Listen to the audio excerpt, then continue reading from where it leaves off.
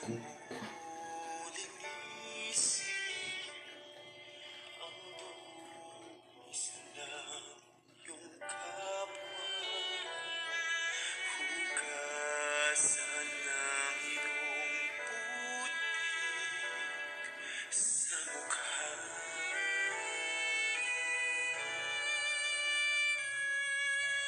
Kung ano ang di mo gusto,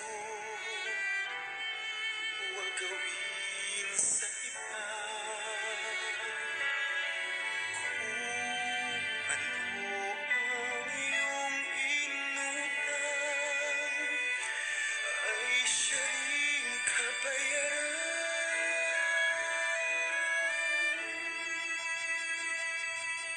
Sa mundo ang buhay ay mayroong hangganan, dahil tayo ay lupa lamang.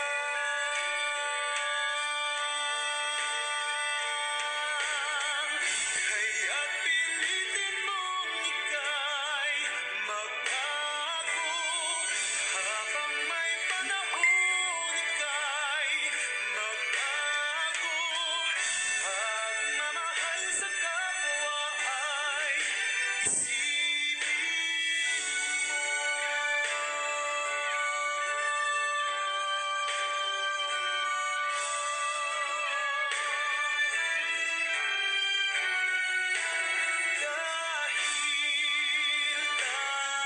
Dahil tayo ay lupa lamang.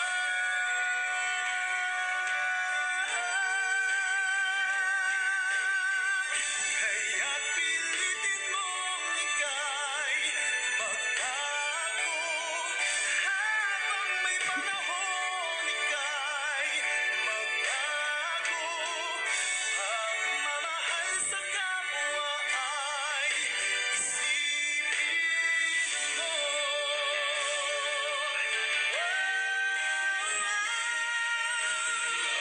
Kaya't pilitin mong ika'y magbago, habang may panahon ika'y magbago. Pagmamahal sa kapwa ay isipin mo.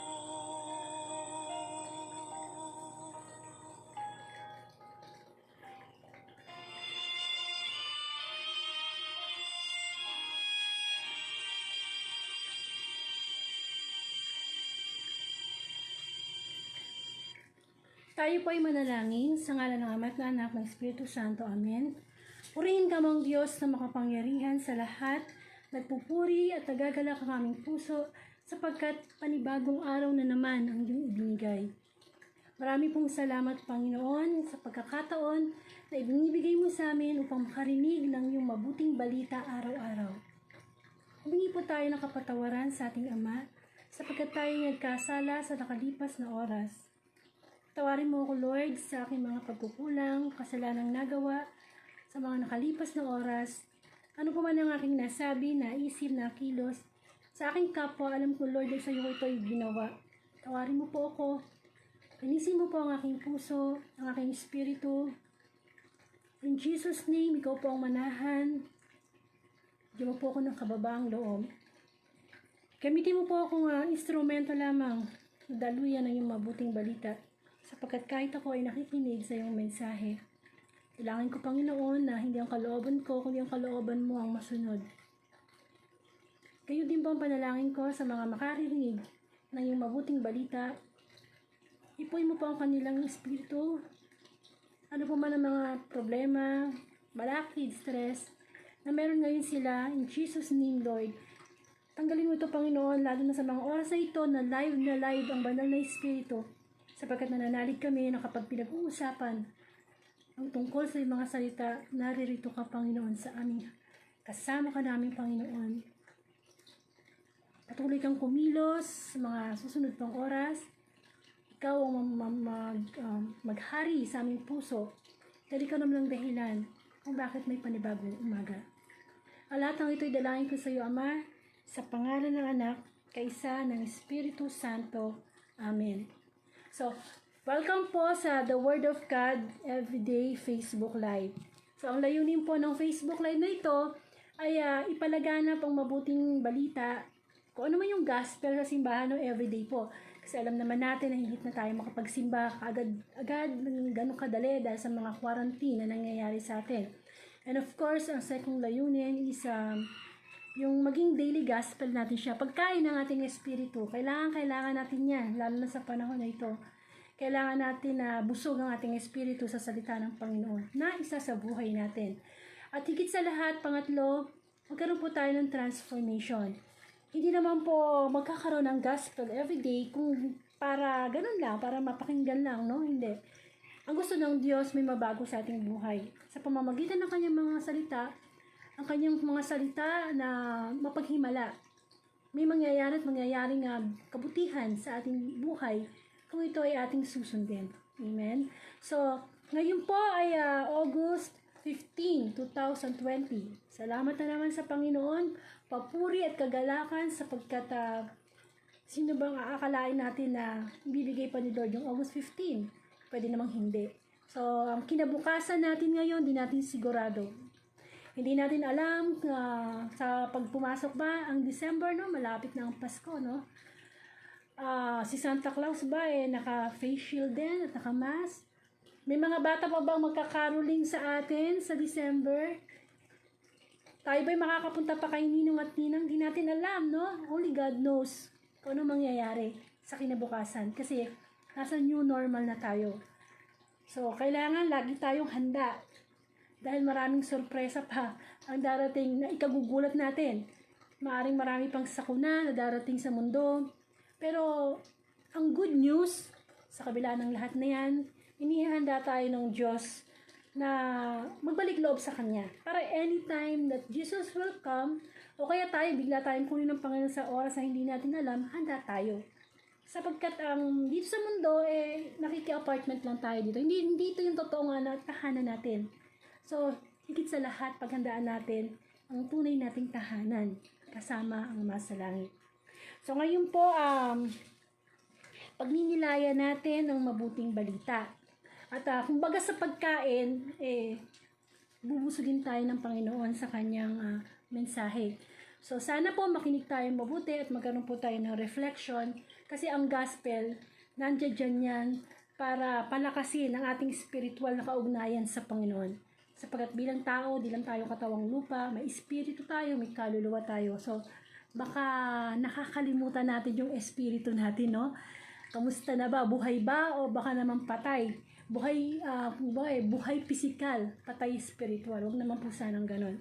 So, mag-umpisa na po tayo sa mabuting balita na ibibigay sa atin ng Panginoon bilang ating daily bread.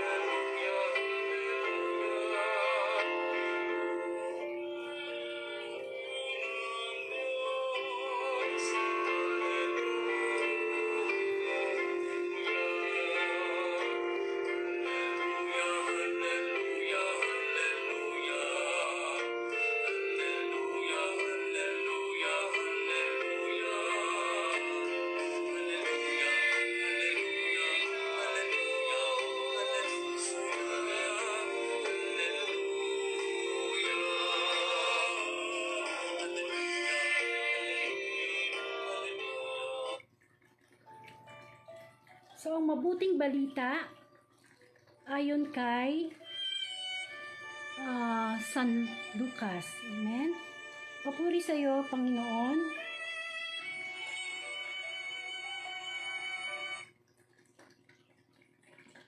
Ang pagdalaw ni Maria kay Elizabeth. Hindi nagtagal at si Maria ay nagmamadaling pumunta sa isang bayan sa kaburulan ng Huda. Pagdating sa bahay ni Zacarias, binati niya si Elizabeth. Nang marinig ni Elizabeth ang bati ni Maria, naggagalaw ang sanggol sa kaniyang tiyan. Napuspos ng Espiritu Santo si Elizabeth at buong galak na sinabi, "Pinagpala ka sa mga babae at pinagpala rin ang dinadala mo sa iyong sinapupunan. Sino ako upang dalawin ang ina ng aking Panginoon? Sapagkat pagkarinig ko ng iyong bati ay nagagalaw sa tuwa ang sanggol sa aking tiyan. Mapalad ka sapagkat nananalig kang matutupad ang ipinasabi sa iyo ng Panginoon." Ang awit ng papuri ni Maria. At sinabi ni Maria, "Ang puso ko'y nagpupuri sa Panginoon at nagagalak ang aking espiritu dahil sa Diyos ng aking tagapagligtas, sapagkat nilingap niya ang kanyang abang alipin. At mula ngayon, ako'y tatawaging mapalad sa lahat ng saling lahi. Dahil sa mga dakilang bagay na ginawa sa akin ng makapangyarihan, banal ang kanyang pangalan. Kinahahabagan niya ang mga may takot sa kanya sa lahat ng salit-saling lahi. Ipinakita niya ang lakas ng kanyang mga bisi. Pinangat niya ang palalo ang isipan. Ibinagsak niya ang mga hari mula sa kanilang trono at itinaas ang mga nasa abang kalagayan. Binusog niya ng mabubuting bagay ang mga nagugutom at pinalayas niya wala ni anuman ang mayayaman. Tinulungan niya ang kanyang bayang Israel bilang pagtupad sa pangako niya sa ating magulang, kay Abraham at sa kanyang lahi magpakailanman. Tumira si Maria kina Elizabeth ng may 3 buwan at saka umuwi. Ang mabuting balita ng Panginoon, pinupuri ka namin Panginoong Heso Kristo. Amen. Muli po, sa makakarinig ng Facebook Live na ito po ay ang The Word of God Everyday. Gospel po to na araw-araw nating pagninilayan bilang parte ng ating schedule. Salamat sa Panginoon, 24 hours ang binibigay sa atin. Ano ba naman yung sandaling makarinig tayo ng isang mabuting balita na biro mo naman sa social media na kahit anong ginagawa mo, kahit saan ka pa, kikinig ka na lang. Diba? Ganyan tayo kamahal ng Diyos. Nakikiuso rin ng Panginoon. Kumbaga sabi niya, magamit nga itong Facebook Live para maiparating sa buong mundo ang mabuting balita everyday. So, yung mabuting balita po ngayon, bigyan po natin ng senaryo. Dumalaw po si Maria, Birheng Maria, ang ina po ng ating Panginoong Hesus kay Elizabeth. So, sino po ba si Elizabeth? Si Elizabeth at saka si Birheng Maria ay first cousin. Amen po. So, yung dinadala ni Elizabeth na 6 na buwan na baby, yun po ay pinsan ng Panginoong Hesus. Kasi 6 na buwan na pong buntis si Elizabeth nang dalawin siya ni Mama Mary. At si Mama Mary di po buntis that time. So nagkita yung dalawang buntis. So nung makita ngayon ni Elizabeth si Birheng Maria at binati siya ni Mama Mary, nung marinig nung baby ni Elizabeth yung boses ni Mama Mary, gumalaw yung tiyan ni Elizabeth. At napuspos ng Espiritu Santo si Elizabeth. So, ano ibig sabihin nun? Ang lakas pala ng pakiramdam nung baby ni Elizabeth na yung bumati sa kanyang babae ay ina ng kanyang Panginoon. Amen? So, ang nangyari ngayon, nag-usap silang dalawa at sinabi ni Maria ang kanyang papuri sa Diyos. Amen po. Diba, ang sabi nga ni Elizabeth, na sagot niya kay Maria, alam natin to yung dasal. Kasi ito yung sinabi dito sa mabuting balita na, bukod kang pinagpala sa babaeng lahat, at pinagpala ka naman ng yung anak na si Jesus. Yun. Dito pala nang galing yan, no, sa Bible, no? Yun pala yung sagot ni Elizabeth kay Mama Mary. Tapos, nagsalita ng papuri si Maria. At alam din na pala natin na yung kinakanta natin sa simbahan ay dito rin pala nanggaling sa mabuting balita. Siguro pamilyar sa inyo yun, no? Yung binasa natin kanina na inaawit to sa simbahan. Ito yung okay, sapagkat nilingap niya ang kanyang alipin. Di ba yung narinig natin yan sa simbahan yung sapagkat nilingap niya kababa ng kanyang alipin, mapalad ang pangalan mo sa lahat ng mga bansa. Ang puso ko'y nagpupuri sa Panginoon. Nagagalak ang aking espiritu sa aking tagapagligtas. So yung kinakanta pa natin sa simbahan, dito pa rin nanggaling ngayon sa mabuting balita. Yung pala ang inawit ni Mama Mary, nung kausap niya si Elizabeth. So, nandoon si Mama Mary sa bahay ni Elizabeth at nag-stay siya doon for 3 months. So, alam na natin, no, siguro sa loob ng 3 buwan, dami nila napag-usapan. At talaga namang biro mo magkasama yung dalawang babaeng talagang nagmamahal sa Diyos. May mga baby sila talaga na ang babanal. Amen po. So, sino po ba si Mama Mary? Siyempre, alam natin, no, bilang mga Katoliko, si Mama Mary ang ginamit ng Ama sa Langit upang maging ina, magdala sa Panginoong Jesus, so, sa pamamagitan ng paglilihi sa Espiritu Santo.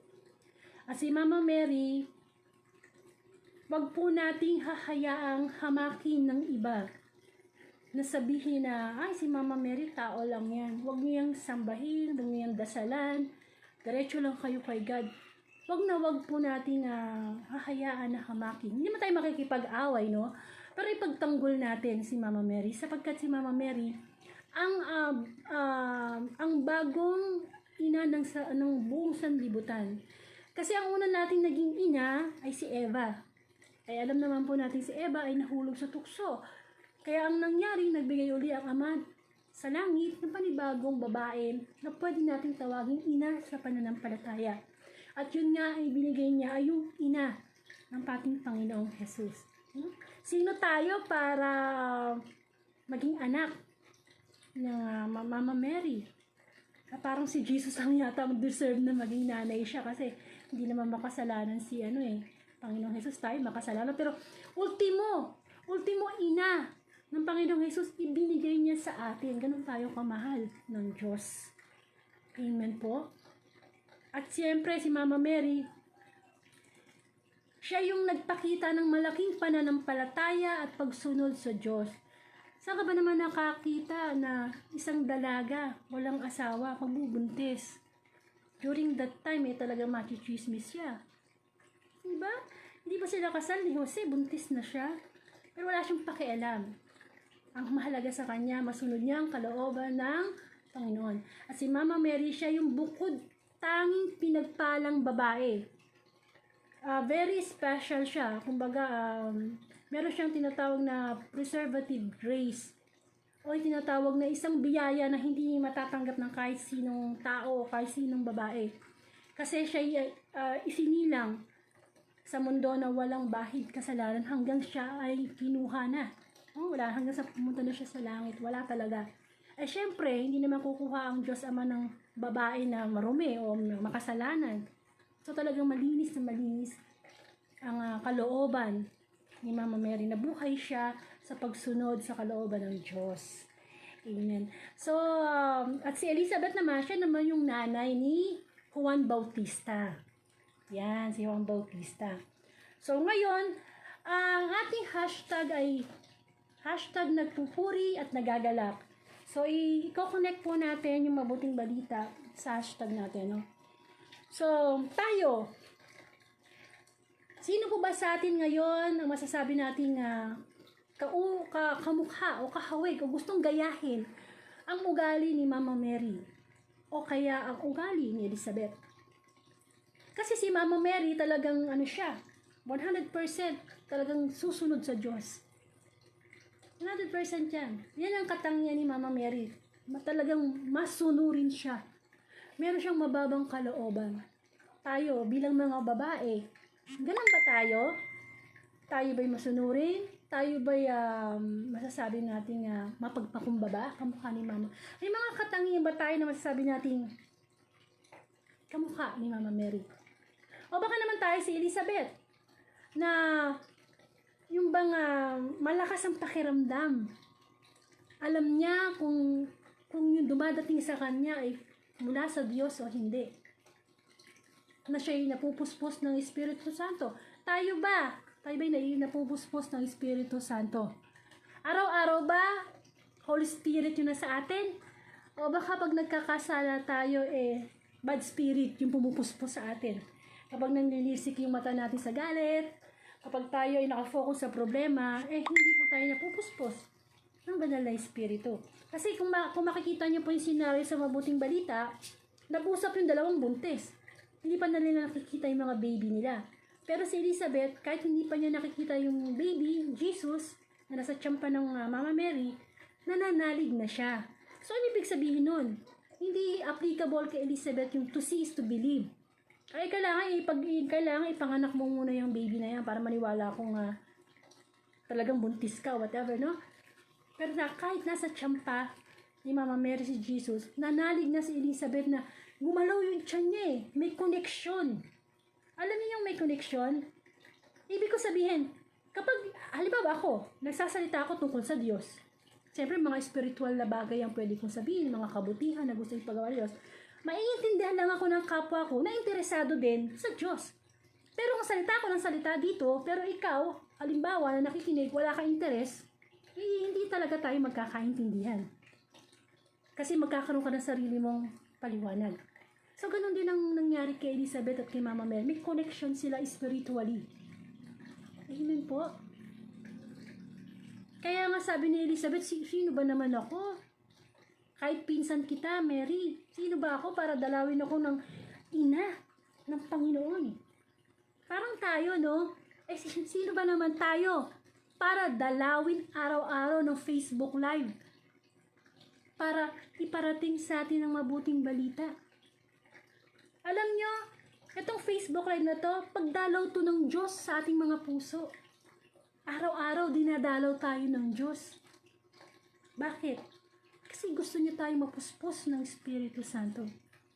But sadly, nakakalungkot isipin na konti ang taong interesado na makinig ng salita ng Panginoon. Bakit?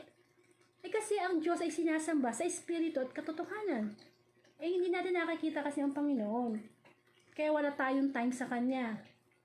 Hindi natin na-realize na lahat ng time na ginugol natin sa nakaraang oras, nakaraang araw, at gugugulin natin to sa darating na oras, Diyos naman ang nagbigay Pero pagdating sa Diyos, maramo tayo magbigay ng oras sa pakikinig ng Kanyang salita. Samantalang, yun ang pinakamahalagang dapat nangyayari sa bawat araw.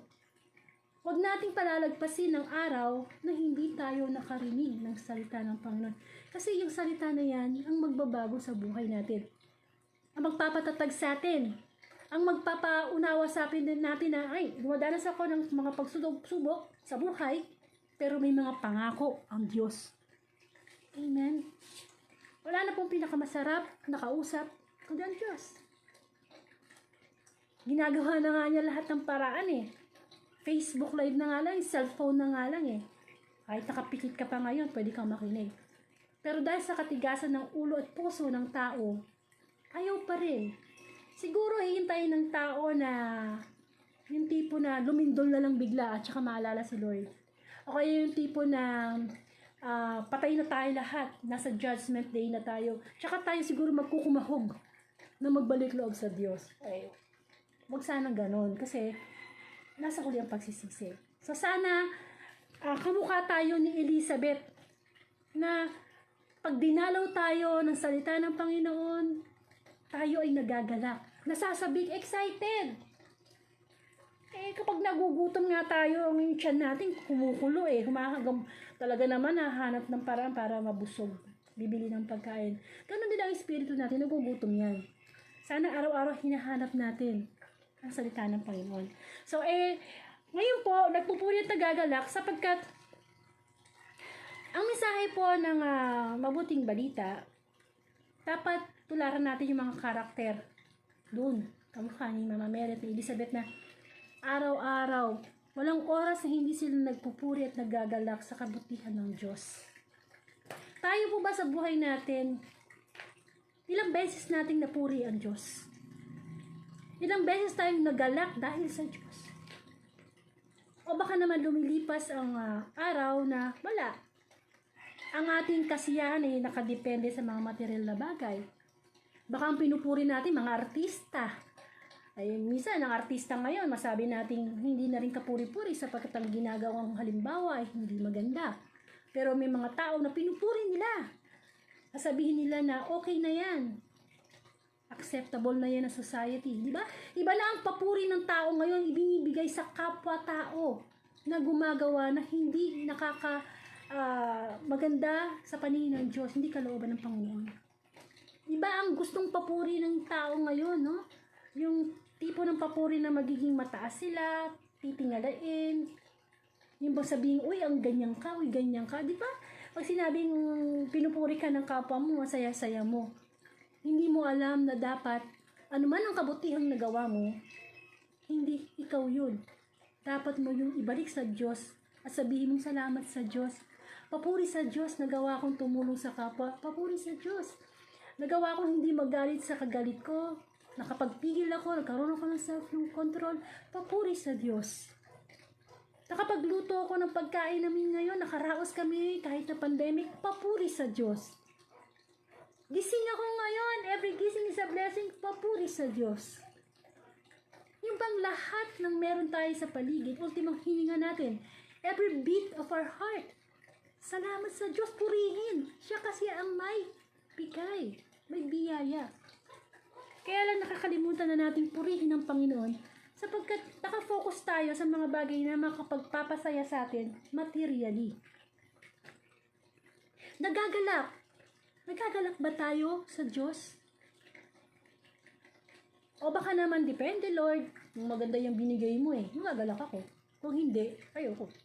Magkaiba kasi ang nasisiyahan o kaligayahan o ibig sabihin ng masaya sa nagagalak.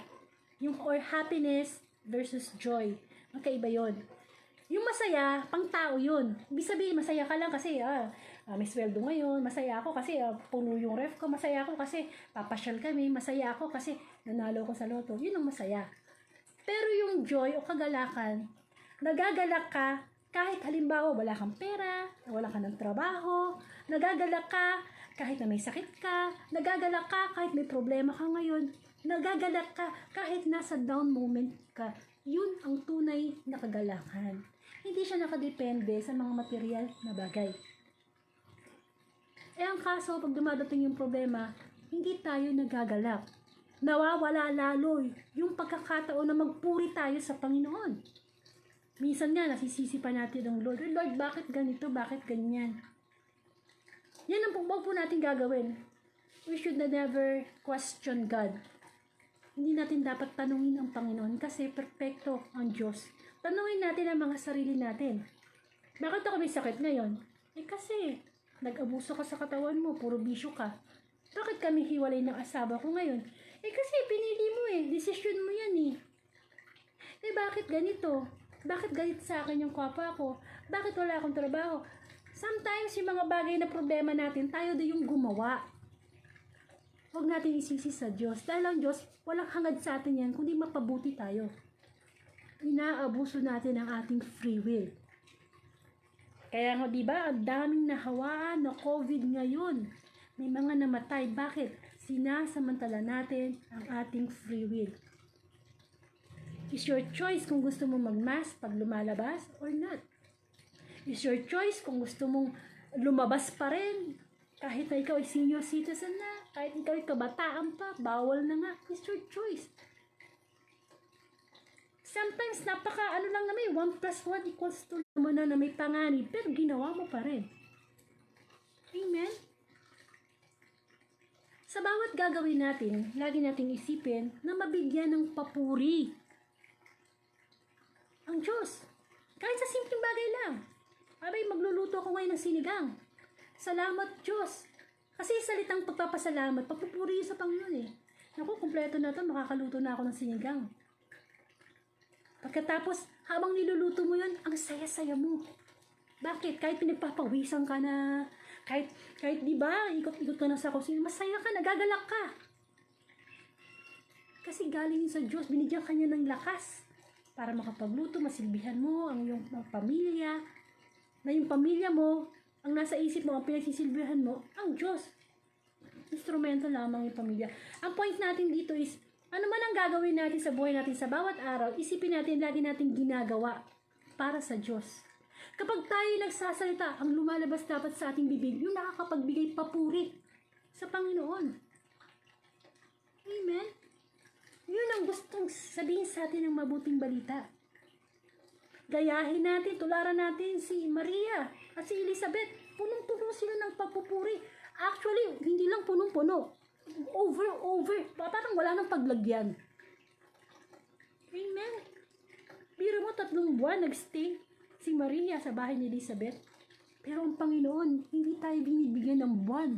Dinadalaw tayo ng Panginoon araw-araw sa Facebook Live na ito. Kasi ayaw ni Lord na 3 buwan lang siyang manatili dyan. Gusto niya habang nabubuhay tayo, manatili siya sa atin. Para lagi tayong napupuspos ng banal na Espiritu. Lagi tayong nagpupuri. Lagi tayong nagagalak. Lalo na tayong mga ina.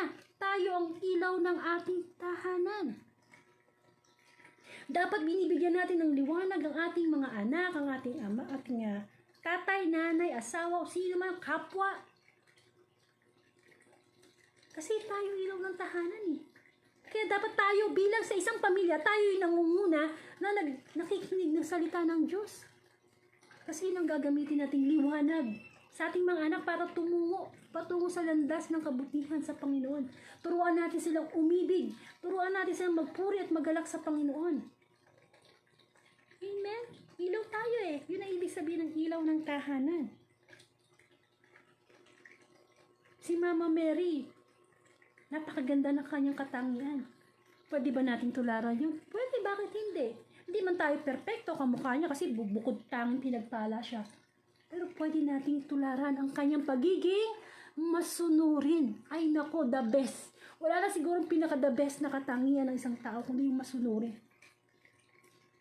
Kasi pag masunurin ka, mababa ang kalooban mo. Pag sinabi ng Diyos na huwag kang mangangalunya, hindi po ako mangangalunya. Masunurin eh. Ipapahamak pa tayo ng Diyos. Pag sinabi ng Diyos, nako, ang iyong katawan ay templo ng Espiritu Santo, huwag mong abusuhin sa sigarilyo, huwag mong abusuhin sa drugs. Amen? Wala nang ginawa ang Diyos sa atin kundi hanapin ang mga tupang naliligaw everyday.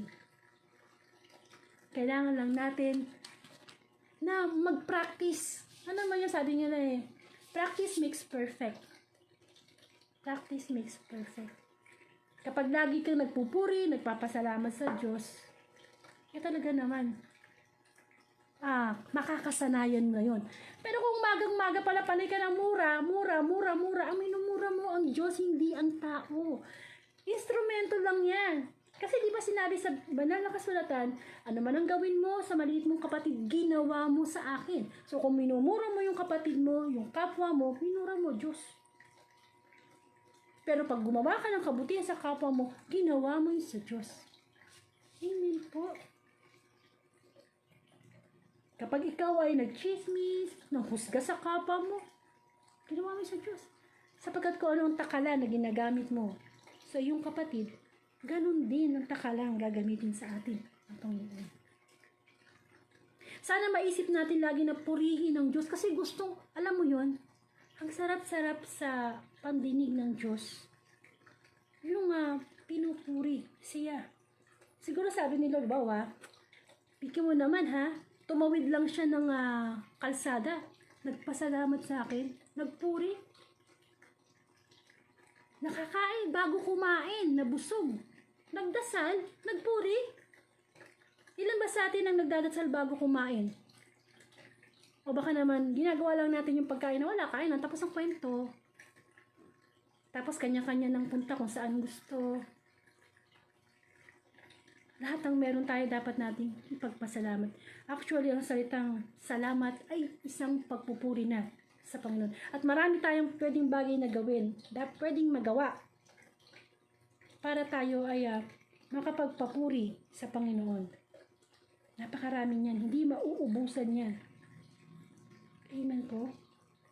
Sana maisip natin na ang Diyos ay napakabuti. Di nagbago kahit kailan tayo nagbabago. Sana po magkaroon tayo ng reflection na simula sa araw na ito, pagising pa lang ng mata ko, pagising pa lang ng diwa ko, kahit nakapikit pa yung mata ko, magpupuri na ako sa Diyos. Salamat, Lord. Salamat. Pagising ko, nandiyan pa yung asawa ko, mga anak ko. Papuri sa iyo, Panginoon. Naku, Lord, nakatuyo ko ng sinampay. Papuri sa iyo, Panginoon. Kasi habang nagpupuri tayo sa Diyos, ano mangyayari? Nagagalak ang ating puso. Tayo po magkaroon ng closing prayer. Marami pong salamat, Panginoon, sa iyong kabutihan. Tunay nga, Lord, na palagi kami nakakalimot sa iyo. Palagi namin nalilimutan ang iyong kabutihan. Patawad, Panginoon. Sana lagi namin maisip na napakahalaga mo sa aming buhay. Ikaw ang aming katuparan, ang aming pangarap na makapunta sa isang buhay na walang hanggan. Turuan mo kami magpuri, magalak, bigyan mo kami ng kababaang loob. Yan ang kailangan namin ngayon sa panahon na ito. Na sa kabila ng pagsubok, problema namin sa buhay, magkalkal kami ng mga bagay na pwedeng ipagpapuri, pwedeng ikagalak. Sapagkat hindi ka nauubusan ng biyaya. Maraming pong salamat, Lord. Panalangin ko ang sino mang may karamdamang pisikal, tayo pagalingin ng Panginoon. Pero kung hindi man, papuri pa rin sa iyo, Lord. Ang binibigay mong pag-asa, papuri ka sa salamat. Gayon din po, panalangin ko sa bansang ito, sa buong mundo. Sana dumating na yung time na karaos na tayo sa problema natin sa COVID. Pero tingnan pa rin natin ng positibo kung ba't nangyari to. Tayo inimbitahan ng Diyos sa kanyang presensya. Stay at home, stay with God. Ito na yung the best time na magkaroon tayo ng time kay Lord. Kasi busy tayo noon nung wala pa si Corona. Nagsara man ng simbahan, limited ba ng tao nakakapasok sa simbahan? Ang totoong simbahan ay ang ating mga puso kung saan gusto manahan ng Panginoon. Panalangin ko ang inyong mga pamilya, ang aking pamilya na tayo ingatan. Lalo na yung ating mga mahal sa buhay na lumalabas, may mga quarantine pass, ingatan sila ni Lord. Dalangin ko ang kagalingan sa mga nagka-COVID. At dalangin ko na, ipanalangin niyo din ako. Nabigyan niyo ako ng physical at lalo na spiritual na kalakasan. Araw-araw ay magamit ako ng Diyos sa pagpapalaganap ng mabuting balita through social media. Kamukha ng Facebook, ng YouTube. Sapagkat inutos ng Panginoong Jesus, ipalaganap ang mabuting balita sa buong mundo at gawing disipulo ang lahat ng tao. Sana din po magkaroon tayo ng puso na sundin ang utos na ito. Pwede niyo pong i-share ang gospel na ito sa inyong timeline para yung mga kapatid yung Facebook friends nyo makarinig sila ng mabuting balita, lalo na yung mga nawawala na ng pag-asa. Si Mama Mary, ipagtanggol natin. Ina natin yan, ina ng ating Panginoon. Tayo po'y manalangin. Aba, Ginoong Maria, napupuno ka ng grasya, ang Panginoong Diyos ay sumasa iyo. Bukod kang pinagpala sa babaeng lahat at pinagpala naman ng iyong anak na si Jesus. Santa Maria, Ina ng Diyos, panalangin mo kaming makasalanan ngayon at kami namamatay. Amen. Sa ngalan ng Ama at ng Anak ng Espiritu Santo. Amen. Amen. So maraming pong salamat. Talagang napakabuti ng Diyos. Sana ibibigay pa ni Lord ang August 16, 2020, lalo na Sunday bukas. Napakahalaga na tayo ay makinig ng salita ng Panginoon pag Sunday. Sana muli sama-sama tayo alas 6 ng umaga. Andito lang ako. Sana nandiyan kayo. Para sa Panginoon gagawin natin to. And sana laging bukas ang ating puso sa Lord. Tayo laging magpuri sa Panginoon.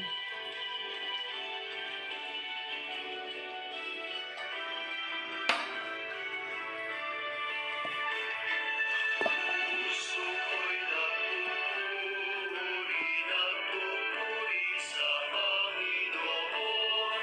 Nagagalak ang aking espiritu sa aking tagapagligtas, sapagkat nililingap niya kababan ng kanyang alipin. Mapalad ang pangalan ko sa lahat ng mga bansa. Puso ko'y nagpupuri sa Panginoon.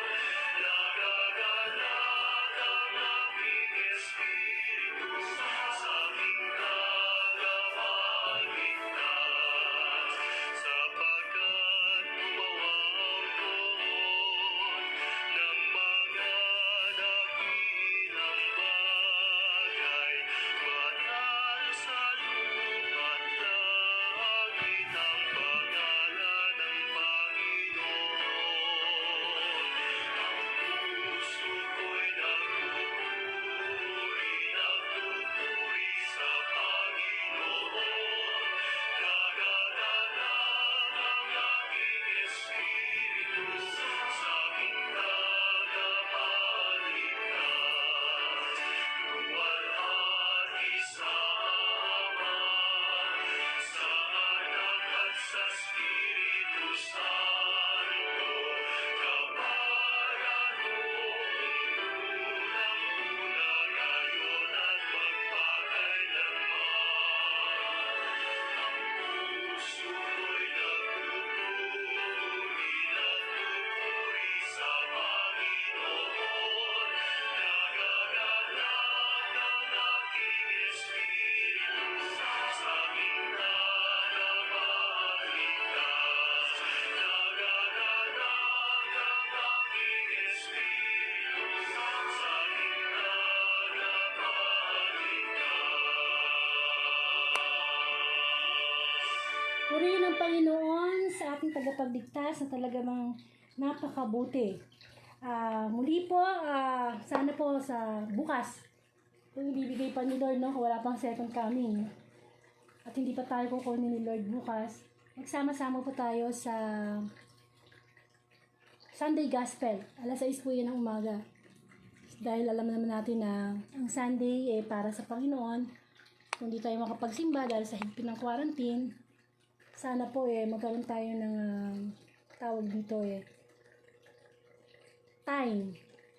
Anyway, nire-replay ko din naman siya itong gospel na to and times through watch party.